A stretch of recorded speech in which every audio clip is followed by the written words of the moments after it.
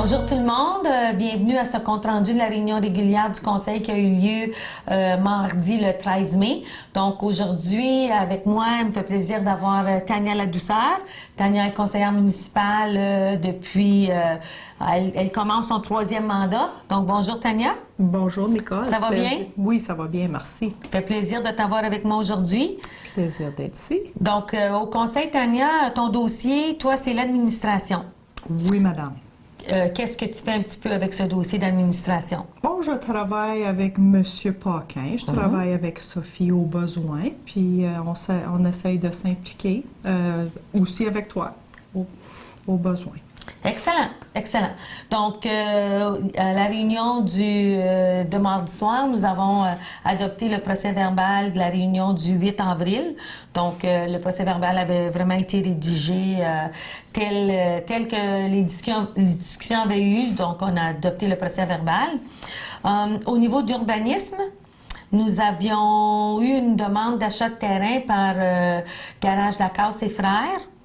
Donc, le mois dernier, si vous vous en souvenez, nous avions offert de vendre le terrain aux frères Lacasse pour un montant de 27 114 $ et quelques sous. Nous avons, pendant le mois, reçu une contre-offre de ces gens-là. Ils nous faisaient une contre-offre là, pour 18 000 $.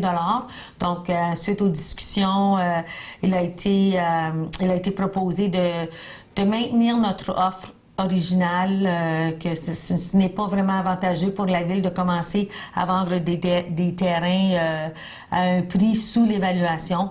Donc, des communications vont avoir lieu avec les frères Lacasse là, pour discuter de la suite des choses. Ensuite de ça, toujours en urbanisme, est-ce que tu voulais parler de la ruelle sur la rue Boucher? Oui, sur la ruelle sur la rue Boucher, nous avons une petite remise qui a empiètement sur le terrain. Ça cause des problèmes de circulation. On va enlever ça du chemin. Ça ne nous coûtera pas beaucoup d'argent. Ça va libérer la situation et puis les résidents vont être très contents. Je pense que oui. Donc, il va y avoir une demande qui va être faite au propriétaire de la remise qui empiète, mais empiète vraiment dans la ruelle. Oui. Donc, une demande va être faite au propriétaire là, du 210 rue Boucher de prendre les mesures nécessaires pour enlever la remise qui empiète sur la ruelle.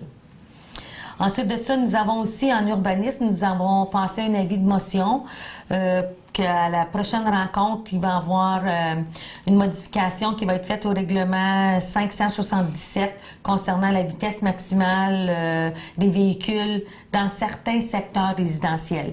C'est qu'on a eu une demande de citoyens dans un certain secteur résidentiel. La vitesse maximale est à 50. Ils voudraient faire réduire la vitesse, principalement pour la sécurité des enfants. Un secteur où il y a beaucoup d'enfants. Puis, bon, c'est sûr que au niveau de sécurité, il faut toujours faire ce qu'on a à faire. Donc, le mois prochain, on va faire une modification au règlement là, concernant les limites de vitesse dans certains secteurs résidentiels. Ensuite de ça, en sécurité publique, nous avons eu une demande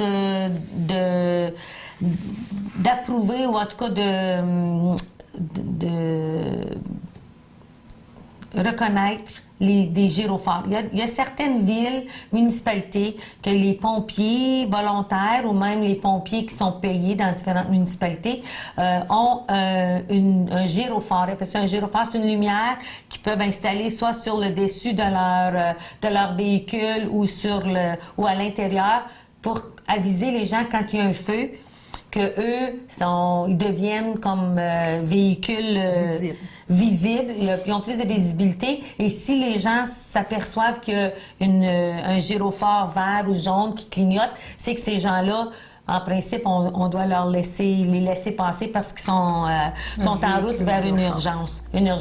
Donc, nous avons apporté notre support à un organisme provincial qui veut mettre de la pression sur le gouvernement provincial pour qu'il reconnaisse ces gyrophares-là et probablement à la longue aussi aider aux services de pompiers à acheter ces lumières-là pour leurs pompiers volontaires. Donc, c'est déjà fait à l'Ontario, déjà. C'est bien que le Québec commence à le faire. Oui, mais je pense que si en tant que citoyen, on se rend compte qu'il y a quelqu'un avec une lumière clignotante qui nous suit, ben on va comprendre que c'est parce qu'ils s'en vont à une urgence, donc on va les laisser passer. Donc, nous avons passé une résolution pour supporter cet organisme.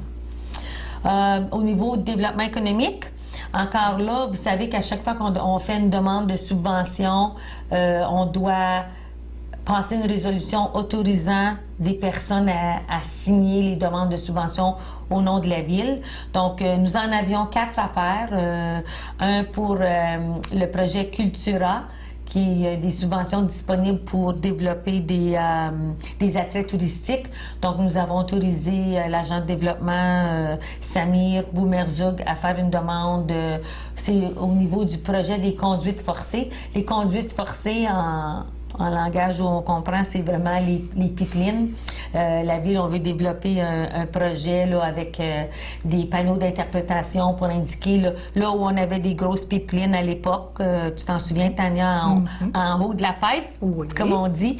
Donc, c'est ça, on a autorisé Samir à faire une demande de subvention à Cultura pour développer ce projet-là. Nous avons aussi autorisé Samir à faire 2 demandes de subvention au niveau du parc rural à la MRC.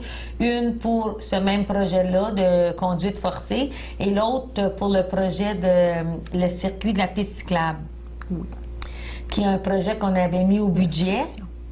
Pardon? La section qui descend par Tembourg? C'est ça. C'est pour allonger la piste cyclable à partir du pont bleu, là, près de Tembourg, pour se rendre jusqu'au parc de Tory. Donc, on va faire une demande de subvention quand c'est possible pour nous d'aller chercher de l'aide financière.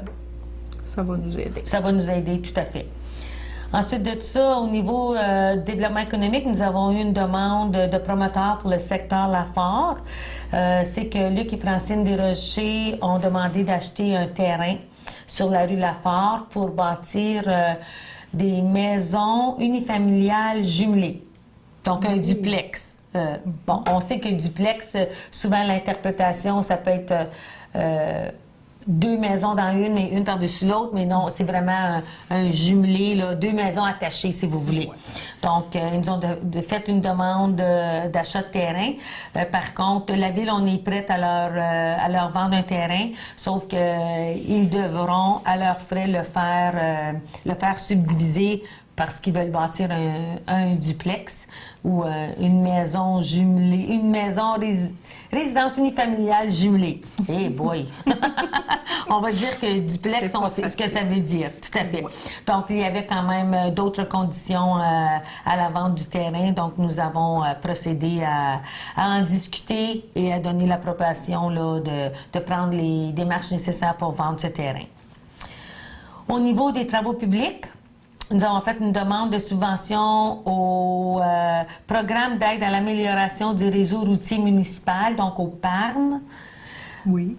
À chaque année, ce programme-là, c'est vraiment le ministre régional qui a une enveloppe discrétionnaire avec des sommes qu'il peut octroyer comme bon lui semble, mais il faut faire la demande, évidemment. Si vous vous souviendrez, cette année, dans nos projets municipaux, on veut refaire le chemin Kipawa à partir de la station-service Crevier jusqu'au Subway. On veut refaire le revêtement de cette section-là. C'est un projet qui nous coûte environ 350 000 $. Donc, on va faire une demande de 35 000 $, de 10 là, au niveau dans le projet du PARM. Puis encore là, il fallait autoriser le directeur des travaux publics pour en faire la demande. Au niveau des jardins, il y avait une demande de subvention faite à Emploi Québec. Ouais, on a toujours un préposé au cimetière, puis à chaque année, on fait la demande, puis pour la plupart, ce préposé-là, c'est autorisé hein, par Emploi Québec, puis ça nous aide. C'est ça. Donc, encore là, ça prenait une proposition pour autoriser la jardinière à faire la demande. Au niveau de l'administration, il y a toujours l'approbation des comptes à payer pour le mois. Oui. Le déboursé pour ce mois-ci est de 340 216 et 89 sous. Donc, on a regardé la liste des comptes à payer, puis il n'y avait rien d'anormal. Ouais, on a eu des questions, on a répondu aux questions. Puis ça s'est fait dans l'ordre. Ensuite de ça, il y avait le dépôt de la situation financière au 31 mars. Donc, M. Paquin nous a fait la liste des revenus et des dépenses pour le mois. Pour le mois, le cumulatif est de 4 832 810 $.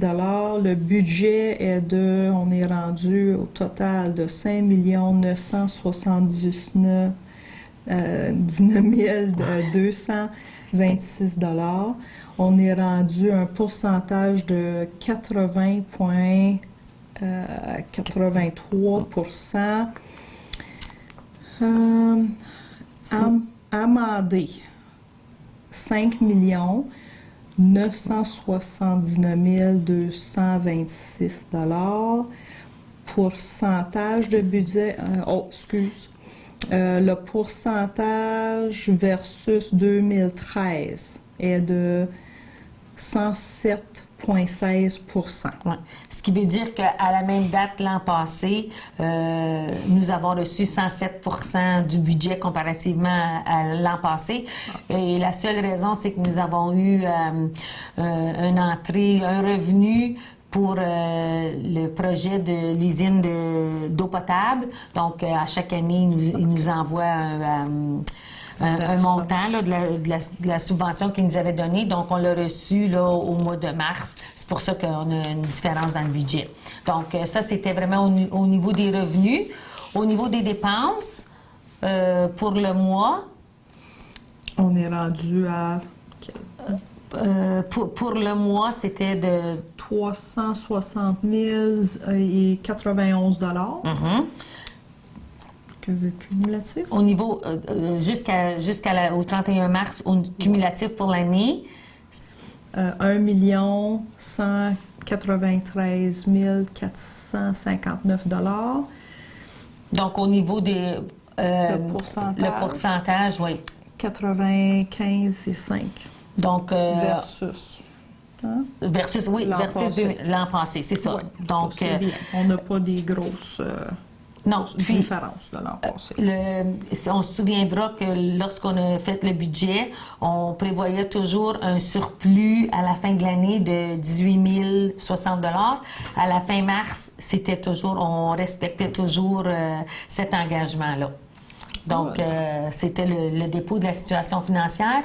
Ensuite de ça, au niveau légalement, au mois de mai de chaque année, les municipalités, ou les villes, on doit faire une prévision budgétaire de notre budget. On doit faire un compte-rendu, à savoir, on est rendu à la fin mai, est-ce qu'on est toujours à jour dans notre budget, nos prévisions budgétaires pour l'année? Donc, le directeur général doit déposer les prévisions, ce qui s'attend au niveau du budget à la fin décembre, là, en date d'aujourd'hui. Donc, au niveau des revenus, on prévoit une augmentation de revenus de 56 900 $. Différentes raisons. Nous avons vendu des terrains sur la rue Lafort. Nous avons aussi eu une confirmation, ou en tout cas un déboursé de surplus pour l'usine de traitement des eaux d'un 8 000 $. Tout ça mis ensemble, c'est qu'on s'attend à un surplus de revenus de 56 000 $. Mais avec ça viennent des dépenses aussi. Donc, en date de la fin mai, on prévoit un petit peu plus de dépenses que prévu parce qu'on a fait un petit peu de changement. Donc, on va embaucher une personne de plus au niveau des travaux publics pendant l'été parce qu'on a plein de travaux à faire. Ensuite de ça, le chauffage au niveau de nos installations a coûté beaucoup plus cher cet hiver. Donc, on a eu plus de dépenses au niveau du chauffage pour presque 6 000 $ de surplus. Donc, c'est des dépenses qu'on n'avait pas anticipées, mais qu'on n'a comme pas le choix de payer. Ensuite de ça, il y a eu, étant donné qu'on s'est servi de la marge de crédit pour commencer à payer les dépenses pour les travaux qu'on va faire cette année. Donc, c'est un 5 000 $ de plus. Donc, la différence entre le surplus qu'on va recevoir en revenus et les dépenses de surplus, on vient tout juste de vous dire que notre surplus anticipé pour l'année était de 18 000 $. Maintenant, notre surplus anticipé pour l'année est monté à 30 000 $. Donc, on est quand même encore dans les normes.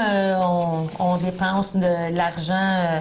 On n'en dépense pas plus qu'il en rentre, si on peut dire ça, là, si on peut vulgariser ça. Donc, ça a été le dépôt là, des prévisions budgétaires pour 2014. Ensuite de ça, en administration aussi, on a accepté de signer un contrat pro-études qui encourage la persévérance scolaire. C'est un programme qui a été mis sur pied par le Centre jeunesse de l'Abitibi, Centre emploi jeunesse de l'Abitibi-Témiscamingue. C'est vraiment un programme pour amener les employeurs, lorsqu'on embauche des étudiants, de respecter leur horaire, puis de s'assurer que leurs études viennent en premier. Que lorsqu'on embauche des étudiants, qu'on leur demande pas de travailler un 40 heures semaine, parce que là, à ce moment-là, c'est plus difficile là, d'avoir du temps pour mettre les devoirs, les études, etc. Donc, la Ville, on est conscient de ça. Et hier, on a passé une résolution comme quoi on adhère à ce programme-là, qui fait en sorte là, que lorsqu'on embauche des étudiants, si à un moment donné, l'étudiant, c'est la période d'examen, il a besoin de moins d'heures de travail, qu'on respecte ça pour leur permettre de bien réussir à l'école. Donc, on a passé une résolution à cet effet-là. Ensuite de ça, il y avait aussi l'entente intermunicipale pour les constats d'infraction. L'année dernière, au niveau de la MRC, au niveau de notre région du Témiscamingue, c'est la ville de Ville-Marie qui est responsable de recevoir les sommes que les gens doivent payer lorsqu'ils ont des amendes, des constats d'infraction provenant de la Sûreté du Québec. Donc, c'est eux qui gèrent tout ça, puis si jamais on a besoin d'aller en cours pour percevoir les montants, s'il y en a qui ne payent pas les amendes, c'est la ville de Ville-Marie, qui s'occupe de ça. Donc, on a une entente à signer avec eux, qu'on avait signé l'année passée. Il y a des petites modifications. Par avant, l'entente de l'année dernière stipulait qu'on devait payer 10 $ par contravention pour le service. Là, après un an de service donné, ils se rendent compte que ça ne suffit pas.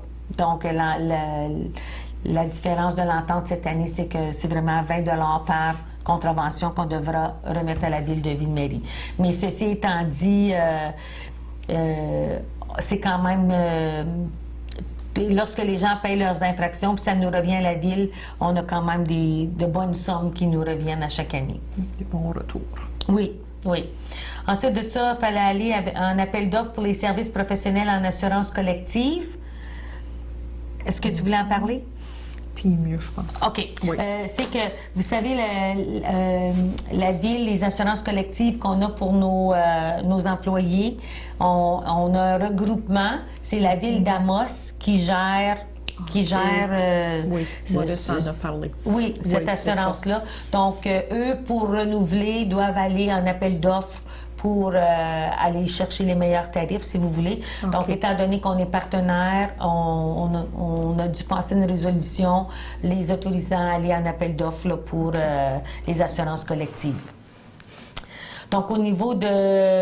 On a reçu un avis aussi là, de la Caisse des jardins du Témiscamingue au niveau du service de perception des comptes.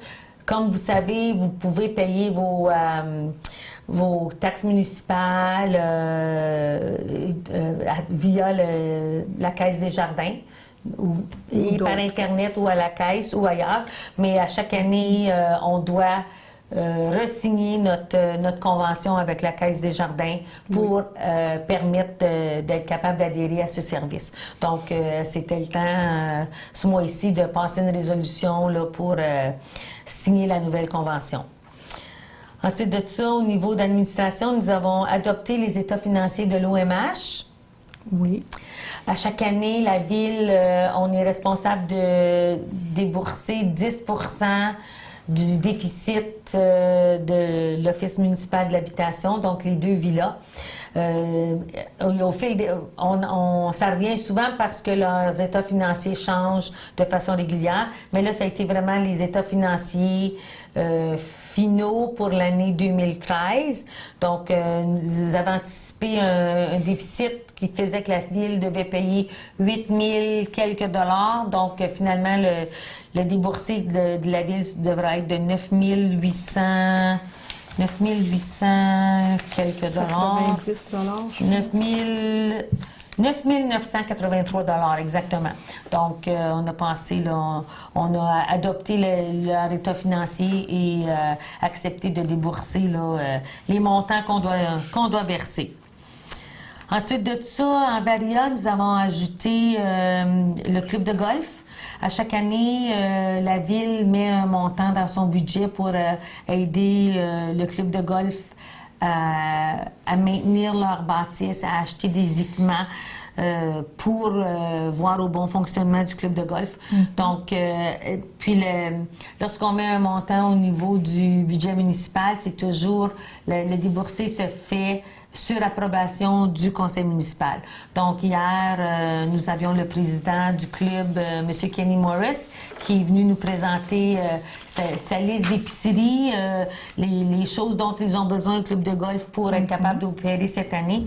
Donc, avec c'est un 8 500 $ que la Ville avait mis au budget pour aider au club de golf. Donc, dans leur liste, ils ont l'achat des golf carts, là, des golf carts, Oui, pour aider les gens. Là. Oui. Ensuite de ça, il y a d'autres équipements aussi. Là, ils veulent, au niveau de la cuisine, il y a peut-être une friteuse qui veulent acheter, des choses comme ça. Donc, ils en ont pour au-delà de 8 500 $. Donc, la Ville, on a accepté là, d'émettre le chèque, là, leur permettant d'améliorer les choses au club de golf. Oui, madame. Ensuite de ça, au niveau des rapports des comités, il y avait les différentes activités qui s'en viennent au niveau des loisirs. La fête de la Saint-Jean-Baptiste va être fêtée le 23 juin. Ensuite de ça, la fête du Canada, il va y avoir des activités de prévues aussi. Pour tous les bouts de chou, évidemment, ils vont avoir le demi-marathon. Oui. Dimanche le 1er juin, c'est une activité de levée de fonds pour l'association, l'organisme pour tous les bouts de chou qui offre des services là, au niveau des jeunes familles. Donc, leur activité va avoir lieu encore cette année, dimanche le 1er juin. Donc, on vous encourage de sortir dehors. Là, je ne suis pas certaine du trajet qui va être suivi, mais en tout cas, si vous les voyez qui commencent à courir devant vous, sortez dehors, encouragez-les. On voit ça, hein? Quand on voit ça à la télévision, quand il y a les marathons de Boston, peu importe, il y a des gens tout le long du parcours qui encouragent les coureurs. Donc, je pense que ça pourrait être quelque chose de nouveau cette année. On encourage les citoyens de sortir et d'encourager les gens qui courent. Pas évident de courir un demi-marathon, en tout cas. Moi, je leur lève mon chapeau parce que moi, je ferais pas ça, là. En tout cas, ben, on a chacun nos choses, puis tant mieux pour les gens qui le font. Ensuite de ça, ben, ça a terminé la rencontre régulière. On a quand même des petits messages à vous passer. La semaine, mardi le 20 Le 20 mars, ça va être la journée où les gens des travaux publics vont commencer à ramasser les encombrants. Donc, c'est le temps de faire du ménage de printemps.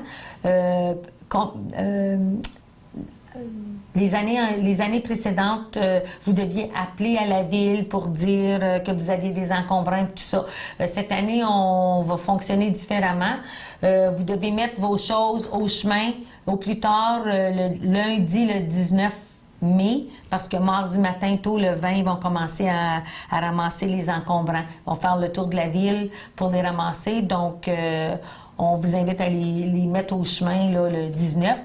Puis en même temps, peut-être on pourrait en profiter pour faire un petit ménage dans notre cour, améliorer l'extérieur de nos maisons, travailler dans les fleurs, là, question d'embellir davantage notre ville. On a une belle ville, mais un petit peu plus de propreté, un petit peu plus de fleurs, là, ça l'ajouterait un petit cachet spécial. Donc, on encourage les gens là, de se mettre dans l'ambiance du ménage de printemps et d'embellir nos propriétés. Ensuite de ça, un message super important au niveau du pont Lumsden, mardi le 27 mai, de 7 h le matin à 16 h. Le pont Lumsden va être fermé à toute circulation parce qu'on doit faire des travaux juste sur un côté du pont, là, du côté du subway. Donc, il va y avoir de la signalisation qui va être affichée. C'est sûr qu'on le dit aujourd'hui, mais le 27 au matin, on s'en rappellera peut-être pas, mais il va y avoir vraiment de la signalisation un peu partout là, pour rappeler aux gens que le pont va être fermé. Donc, ça va être important là, de se souvenir de passer par la voie de contournement parce que ça ne sera pas accessible là, de secteur Le Temps à Témiscamingue. Va vraiment falloir passer par la voie de contournement. Donc, un petit rappel, là, on va essayer de le dire souvent. On va sûrement mettre un message sur les comptes Facebook de la ville. Ceux qui nous ont donné leur adresse Internet, vous allez avoir un message aussi. Donc, plus qu'on le dit, plus qu'on va s'en souvenir. Puis, ce matin-là, on se frustrera pas parce qu'on va avoir oublié puis on va être rendu en ville avant de s'en rendre compte. Mais on va vraiment installer de la signalisation là, pour éviter que les gens se rendent puis être obligés de rebrousser chemin. Ensuite de ça, il nous reste de vous donner de l'information pour le projet d'épicerie. On a hâte autant que vous, si pas plus que la construction commence. J'ai eu des discussions avec les gens concernés là, mardi après-midi à 4 h, juste avant la réunion, pour avoir des informations fraîches.